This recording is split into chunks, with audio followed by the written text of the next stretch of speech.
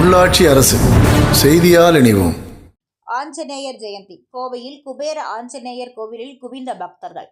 தங்க கவச அலங்காரத்தில் பக்தர்களுக்கு காட்சி.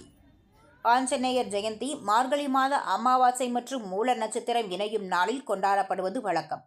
இன்று பல்வேறு ஆஞ்சநேயர் கோவில்களில் பக்தர்கள் அதிகாலை முதலே சாமி தரிசனம் செய்து வருகின்றனர்.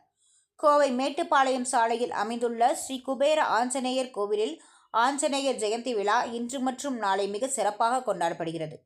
ஆஞ்சநேயருக்கு தங்கக்காப்பு அலங்காரம் செய்யப்பட்டு அதிகாலையிலேயே சுவாமிக்கு பால், தயிர், தேன், இளநீர் மற்றும் திருமஞ்சன பொடி கொண்டு மகா அபிஷேகம் நடைபெறும். ஆஞ்சநேயருக்கு மிகவும் உகந்த வடைமாலை சாற்றி சிறப்பு பூஜைகள் செய்யப்படும். பக்தர்களின் வேண்டுதலுக்கு இணங்க சுவாமிக்கு வெண்ணெய் காப்பு அலங்காரமும் தங்க கவச அலங்காரத்துடன் ஏராளமான பக்தர்கள் சாமி தரிசனம் செய்து வருகின்றனர். ஸ்ரீ ராமஜெயம் மந்திரங்கள் முழங்க பஜனைகள் மற்றும் சிறப்பு ஆராதனைகள் மற்றும் மகா அன்னதானம் நடைபெற உள்ளது.